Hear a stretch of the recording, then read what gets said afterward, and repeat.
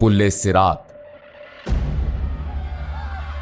जहन्नुम के ऊपर बना हुआ मशहूर पुल।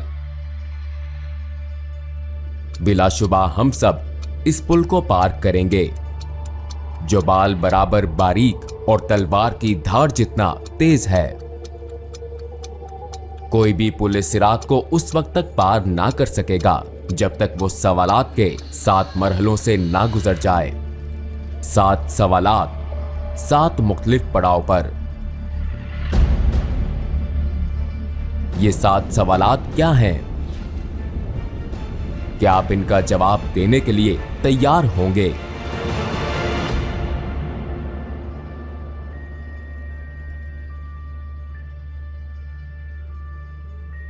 हजरत मोहम्मद सल्लल्लाहु अलैहि वसल्लम ने एक हदीस में पुल सिरात को यूं बयान फरमाया, पुल सिरात को पार करने का इन्हसार हर एक के अमाल पर है।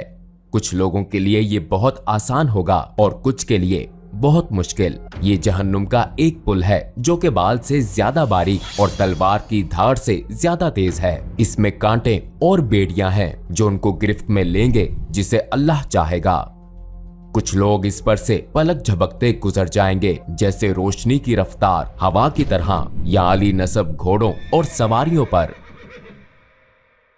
फरिश्ते पुकारेंगे, ऐ परवरदिगार सलामती फरमा, ऐ परवरदिगार सलामती फरमा। वो लगातार पुकारेंगे। वहां ऐसे लोग होंगे जिनको खराश भी ना आएगी, और ऐसे भी होंगे जिन्हें हथौड़े से मारा जाएगा, और ऐसे भी होंगे जिनके चेहरे आग में झोंक दिए जाएंगे। जी हाँ, जैसा कि हदीस से साबित है कि लोग खुदा की बारगाह में अपने दर्जात की बुनियाद पर इस पुल को पार करेंगे। कुछ लोग इसे रोशनी की रफ्तार से पार करेंगे, जबकि दूसरे रेंग कर इस सफर का इख्तिताम करेंगे। जैसा कि कुरान मजीद की सूरा 79 आयत 6 में दर्ज है कि हजरत इसराफील अलैहिस्सलाम 2 दफा सूअर फूंकेंगे, और पहली दफा सूअर फूंकने पर सिवाय उनके जिसे अल्लाह सुब्हानो ताला चाहे, जमीन और आसमानों की हर चीज उसकी हैबत से लरज उठेगी, और उसके साथ ही कयामत बर्पा हो जाएगी।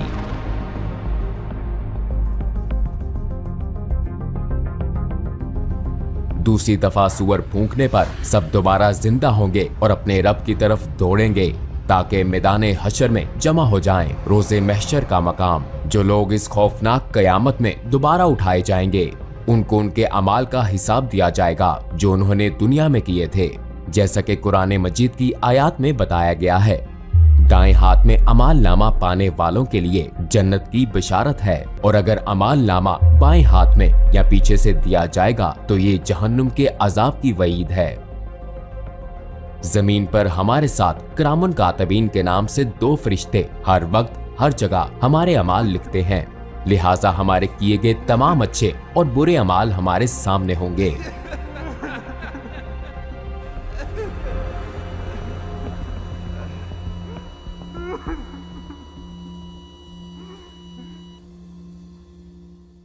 अमाल नामे के हवाले से सूरह कहफ की आयत नंबर 49 में बताया गया है,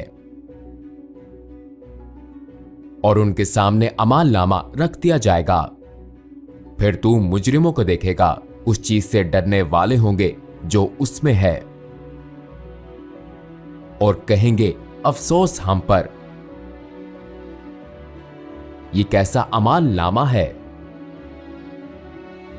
कि उसने कोई छोटी या बड़ी बात नहीं छोड़ी, मगर सबको महफूज किया हुआ है, और जो कुछ उन्होंने किया था सबको मौजूद पाएंगे, और तेरा रब किसी पर जुल्म नहीं करेगा।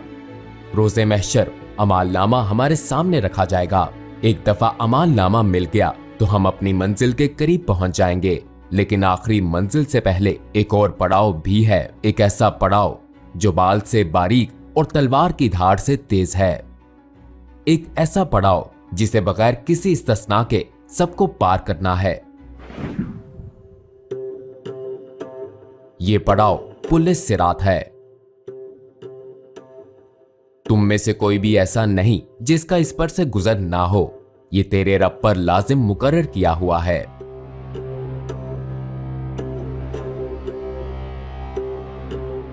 हदीस के मुताबिक सिरात जहन्नुम के ऊपर एक सीधा रास्ता है, हर कोई इस पर से गुजरेगा। ईमान वाले इस पर से अपने अमाल के मुताबिक तेजी से या आहिस्तगी से गुजरेंगे, जबकि काफिर और गुनाहगार लोग ठोकर खाकर जहन्नुम में जा गिरेंगे।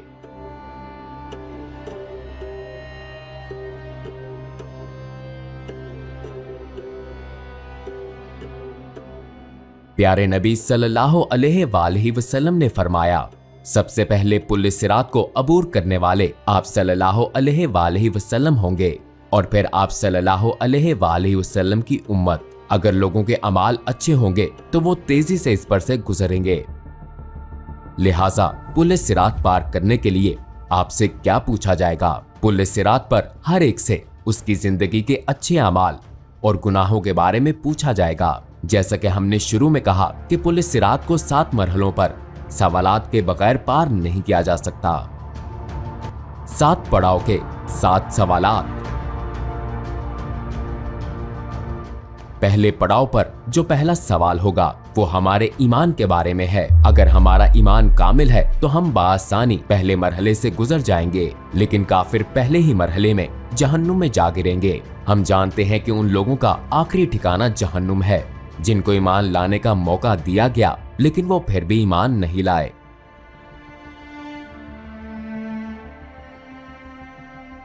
खुदा ने अपनी पाक सिफात और नेक बंदों के जरिए अपना तारुफ करवाया, तो जो ईमान नहीं लाए बिलाखिर उनका आखिरी ठिकाना जहन्नुम है।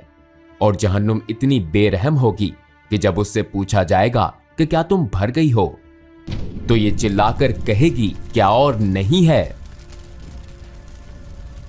दूसरे लफ्जों में उस दिन तमाम काफिर जहन्नुम में झोंकने के बाद भी कोई चीज उसका पेट नहीं भर सकेगी।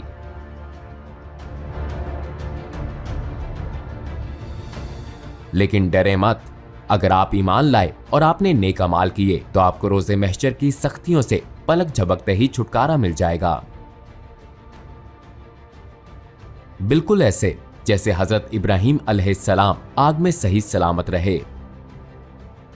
अगर आप ईमान लाए लेकिन खुद को बचाने के लिए अच्छे अमाल जमा नहीं किए, तब भी आपके पास मौका है, वरना आपके गुनाह कांटे बनकर आपका पीछा नहीं छोड़ेंगे। अगर आप इन कांटों से पीछा छुड़ा लेते हैं तो बहुत अच्छी बात है, लेकिन अगर ऐसा ना हो सका तो जहन्नुम की आग आपको निकलने की मुंतजिर होगी।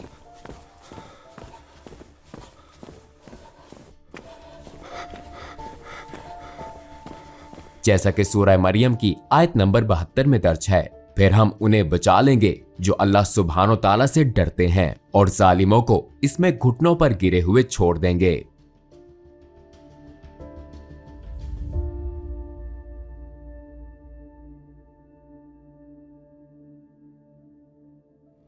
आइए इस पर बात करें कि हम इस पुल को कैसे पार करेंगे, जहां जहन्नुम अपनी तमाम तर होलनाकियों और दहशत के साथ हमारे कदमों तले होगी।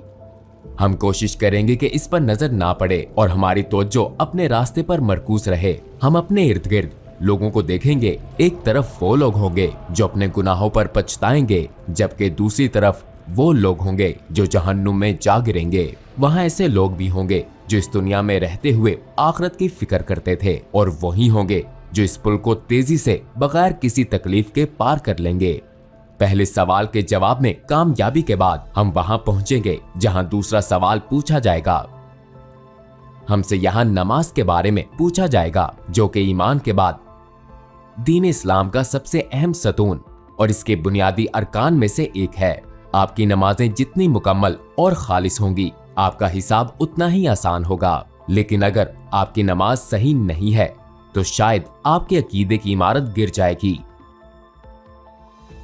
हमारे प्यारे नबी सल्लल्लाहु अलैहि वसल्लम ने फरमाया, नमाज दीन का सतून है, जिसने इसको तर्क किया बस उसने पूरे दीन को मुनहदम किया। अगर हम जहन्नम की आग से बचना चाहते हैं तो हमें यकीनी तौर पर अपनी नमाजें एक इमारत के मजबूत सतून की तरह कायम करनी होंगी। अगर हम जमीन पर सुई के नाके से भी जहन्नुम की आग देख लें तो सजदे से सर नहीं उठाएंगे।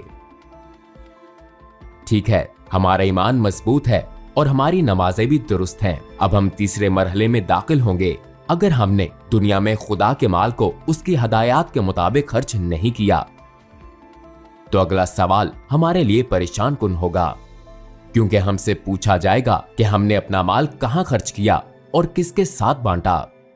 क्या हमने ज़कात अदा की, हमसे सवाल होगा। इस बारे में गौर कीजिए। आपने जिंदगी इस ख्याल के तहत गुजारी कि खालिक का अता करदा माल आपका अपना है और ज़कात जिसका हुक्म खुदा ने बांटने के लिए दिया, आपने इसे मुस्तहकीन को देने के बजाय उनसे छुपाने को तरजीह दी। हमें ऐसी सूरत हाल से अल्लाह की पनाह मांगनी चाहिए। अगर हम अपना माल छुपाएंगे तो जन्नत भी हमसे छुप जाएगी। अगर हमने अपना माल खुदा की हदायत के मुताबिक कमाया और खर्च किया तो अगले पड़ाव पर हमसे रोजे के बारे में सवाल किया जाएगा, जो कि हम पर इसी तरह फर्ज हैं जिस तरह पिछली उम्मतों पर फर्ज थे। अगर हम इस पूछ कूछ के दौरान काश जैसा लफ्ज अदा नहीं करना चाहते तो हम पर लाजिम है कि माजी में हीलों बहानों से जो रोजे छोड़े हैं उनकी कज़ा अदा करें। इसके बाद हम 5वें पड़ाव पर होंगे। इस पड़ाव पर हमसे हज के बारे में पूछा जाएगा। अगर आप माली मसाइल की वजह से हज नहीं कर सकते तो माली इस्तेहकाम के बाद जिंदगी में एक दफा जरूर हज करें। अगर हम इस्तात होने के बावजूद हज अदा नहीं करते और बहाने बनाते हैं तो हम संगीन नताइज का सामना कर सकते हैं। छठे पड़ाव पर हम इस मौजू की तरफ आएंगे जो बिना इस्तिस्ना के हर किसी से मुतल्लिक है। ये मौजू हकूकुल लिबाद और सिला रहमी है।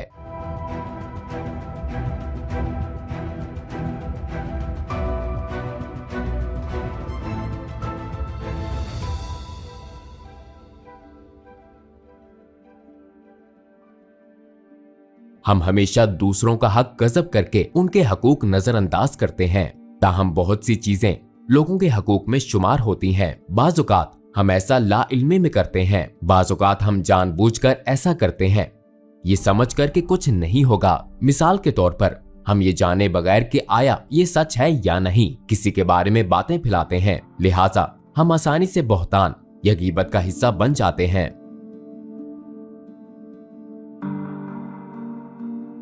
हमारे दीन में खानदान और रिश्तेदारों का तस्वुर बहुत अहम है, लिहाजा इसको बहुत अहमियत देनी चाहिए।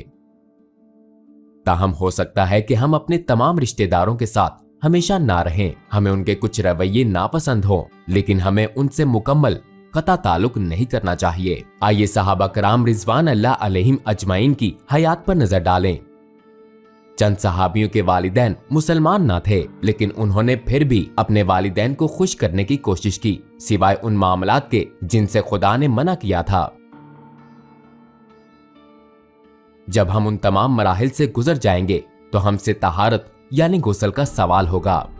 अगर हम पिछले 6 सवालों में कामयाब रहे, खुदा के फजल से हम उन लोगों में शामिल होंगे जो सफाई को तरजीह देते हैं। अगर हम तहारत का ख्याल ना रखते तो पिछले सवालात में कामयाबी भी मुमकिन ना होती।